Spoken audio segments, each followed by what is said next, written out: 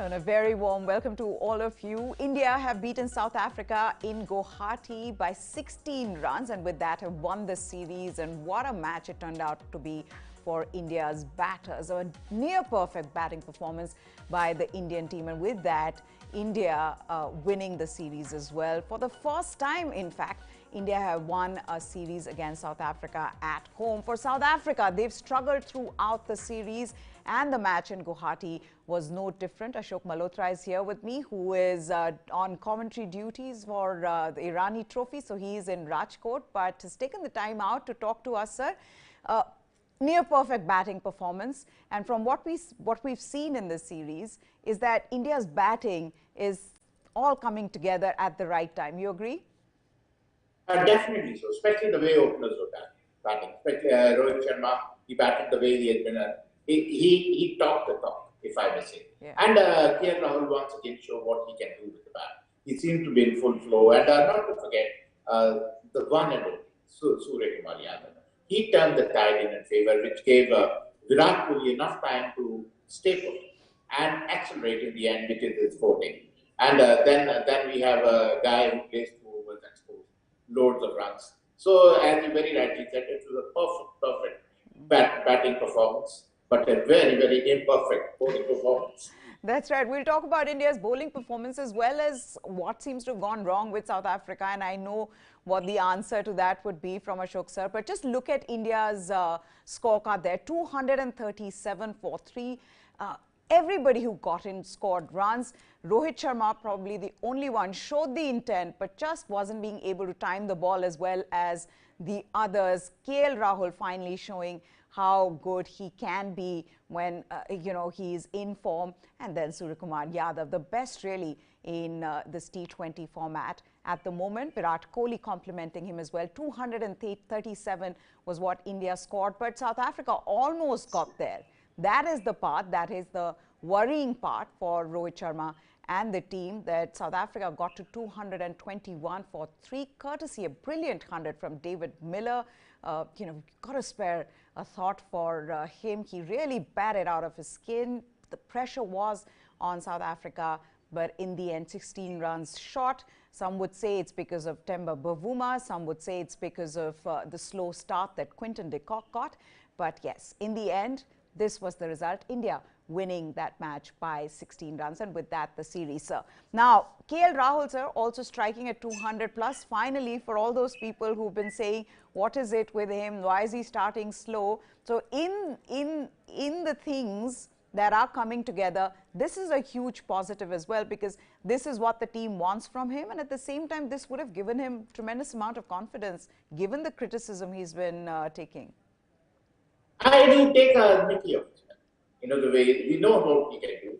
See, when he plays like that, he normally slows down at the end.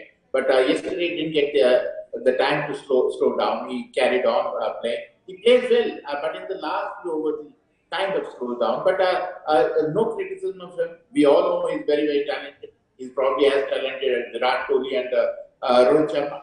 But the fact is, he's not getting it together. Because Indian fans can be very unforgiving. Yeah. They forget what you have done. They want to see what you're doing. So that has been the thing. But as you very rightly said, they all played a perfect match as a batting unit. They played a perfect match. Even Virat, I think he showed the intent. He was running very quickly between the wickets. And he knows how the game is going around him. He's trying to reinvent himself. And he's not doing a bad job. The good news for India is Rahul getting back in form. Virat kind of getting back in form, which speaks volume to the success of Indian team. That's right. In fact, if we can just put those numbers up for the perfect batting performances, Ashok sir was saying, of course, Rahul striking at 200 plus, which is good news for India. And some of those shots, like the flick off the toes, I mean, it's incredible how he plays it. It's incredible how Surya Kumar plays some of those shots, but that is modern day T20 cricket for you. Rohit Sharma, of course, he was struggling, though not for the lack of intent, sir, because there was some attacking shots from him. He just wasn't being able to time the ball well. And then Virat Kohli as well. I don't know if you noticed one shot specifically where he shuffled across the stumps and then, hit the ball to square leg. And I said, wow, Virat Kohli is trying to match match, Surya Kumar Yadav. But that partnership itself, sir, that is also interesting. Both of them are complementing each other well, Virat and Sky. Yeah, I would say so. And, what I really liked about Virat was he enjoying the power hitting of Surya Kumar Yadav. And then he took a leaf out of Surya Kumar Yadav, the way he swept it over a short fine leg. So that that is the beauty of a great player who keeps learning, who keeps improving every time. So he's realized the methods he has been using. Probably they are a little bit old-fashioned. So he has to find new ways, new methods to be successful, and that is exactly what he's doing. And the great thing about the vintage Kohli is back, who's running quickly between the wickets, who is enjoying the game. So that is what it is. He is enjoying the success of, but that is what it is. That makes a good team. So it's looking a very good unit as of now. So at least a batting unit. There's still a lot of pieces of jigsaw puzzle which has to still fit, but the batting has really come full circle. Now, I remember talking to you, Ashok sir, I think it was after the Asia Cup when we were talking about Virat Kohli's role in the team, you know, because the whole conversation around will a team really need an anchor in today's modern day 2020 cricket? But it seems like what he's doing now is he's balancing his innings really well. And like we were showing there even in numbers, if you see, he is complementing Surya Kumar Yadav well. Why I'm saying this is, sir, I'm going to just put up their over by over, how they've done together, their partnership over-wise. And I think that's what was interesting for me, and you can tell me if you agree, is that not only was he was very intelligently playing the second fiddle, but at the same time trying to score runs for himself as well. Of course, we know he runs between the wickets, he keeps the scoreboard ticking, but he was also trying to hit the big shots. And this was something I remember you spoke to me, sir. What will happen when Virat Kohli comes at around the 10th over mark? What will he do then? Are you now satisfied with what he's doing? Because yesterday that was his role. That is a test for Virat. Yeah. He always needs Surya Kumar Yadav at the other, because it gives him enough time to settle down. Because if there's no Surya Kumar Yadav at the other, then things will look difficult for Virat Kohli, because he can't start come in and start hitting. So I think he had Surya Kumar Yadav, who took the pressure off him. So that, and then once he settles down, he can be lethal, he can be phenomenal. So definitely it suited him perfectly, and he matched Surya Kumar Yadav stroke for stroke after he got set. Initially he was taking his time, 14 ball, 11 runs, 15 ball, so once he settled down, that is my thinking about Virat. He always needs a Surya Kumar Yadav or a Hardik Pandya at the other end to give him a little bit of breather. So that is what I have a question mark over it. But I think the form is that I would if he plays the way he's been playing now, I think it speaks well for him, and it speaks well for Team India. Now, sir, without taking anything away from India's brilliant batting performance, how much of this was saying, us now saying thank you to South African bowlers, given how they bowled? Yeah, definitely. But then credit has to be given where it's Indian batting. See, you're talking about world-class bowling attack. You got Nokia, you got Rabada, you got Nagini, you got Wayne Palmer, and Maharaj. So you have got a world-class bowling attack. Okay, they couldn't get anything out of this pitch. They might get more life out of the pitch in Australian wickets. But anyway, the way we handled him, especially Nokia, he's a 150 plus bowler. The way our guys handled him, the short hand, especially Surya, the way he used his pace to his advantage. Even the flick, as you said, Rahul is at his best when he can flick off his legs onto the stand. So that is when you know that he's playing his best cricket. Yeah. And so even Virat Kohli, the one sweep over fine leg, one through mid wicket of Nokia, and one cut shot. So all these things speaks augurs well for Team India. As of now, they're looking very good. They have a game plan, and they're batting accordingly. And led by Rohit Sharma. Sure, he was not timing as well as we expect him to. But anyway, he led from front, and the kind of start both Rahul and Rohit gave us, that was laid a very, very good foundation. Now, you talking about South Africa's performance, how disappointed have you been, given that this team is actually doing very well before they came in here? They drew the series against India in June at home. You know, that was actually, they all played very well. Then, just the way they've gone about in this series, were you surprised at just how they have been? No, yeah, I'm not surprised. They got Bavuma. They got Bavuma. I don't know how he must be looking at his fellow cricketers. You know, the way he's playing, because he doesn't seem to be a great captain either. Yeah. He's always like a lost in the woods kind of a guy. You know, and he's not, doesn't seem to be a captain who will be standing alone on a burning deck or something like that. No, he's a totally a lost child in the woods. So I don't know why and how they made Bavuma the T20 captain. When their own Premier League, nobody picked him for the Premier League. So you can imagine the franchise. You might take him, but we are not going to take him. Yeah. 2 ducks for Temba Bavuma, and to think that Reza Hendricks, who was really in the form of his life, who did well in that England series, he's sitting out because of him. 2 ducks for Riley Russo. The bowlers have struggled for South Africa in the first match as well as in the second. Pacers went for over 12 runs and over. Rabada Parnell gave 111 runs in 8 overs. And then Quinton de Kock's slow start, he got the runs, but that start and I don't know, I didn't know what to feel, because he apologized at the end to David Miller saying, I'm sorry, it was because of me. I should have started quickly. But he's struggling too. He's got runs, and that's good for South Africa, but he's struggling too with his starts. He's struggling, but at least he hung around. You know, he got some runs under his belt, so that gives you the belief and the confidence. And they know he's a very, very mighty ball. But the problem is you clap with both hands. Yeah. You can't clap with one hand. You need a face to slap or clap. You know, but I think that the other 1 and 1 make 11. So that is my thinking. Bavuma is a 0. So it is 0-1, 0-1. And the 0 on the wrong side of it. And so that has been their undoing. And that's putting pressure on the entire South African batting. I wonder whether they'll have to rethink this about him captaining in the World Cup with this kind of form, sir. I mean, they also find themselves in a lot of trouble right now.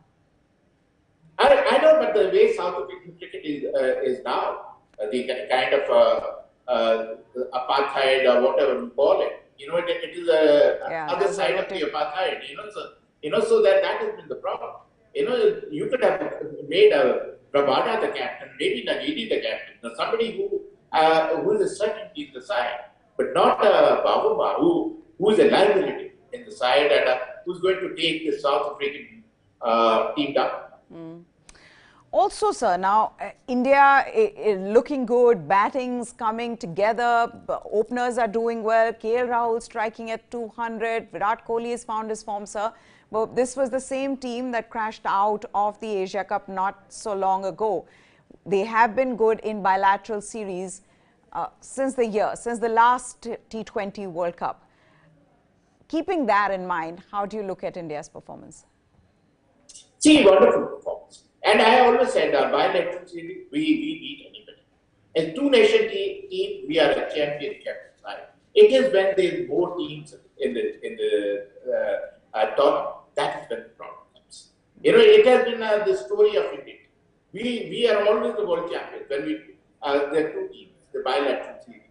We are always the champions. It is when ICC tournaments take place, that is when we look the world-class team. Even in the World Cup, we look the best team in the park, but then we lost the same finals. And that has been the story of Team India, who otherwise is the #1 team of the world.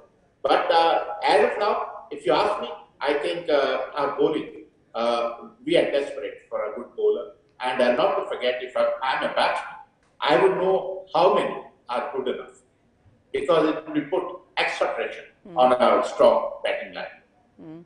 Like in this match, sir, they came close. You know, the other match against Australia Australia chased that down. India's bowling performance, this is what we're talking about. Bowlers have given, even in this match, 78 runs in the death overs. There is, at the moment, no Jasprit Bumrah. There is no update on his fitness. We still don't know. He might be out. And that's where the big problem lies. Arshdeep Singh went for 62. He took 2 wickets, but was expensive. 26 runs from Arshdeep that he conceded in the 19th over. And then Akshar Patel, 53 for 1. He went for 20 in the 20th over.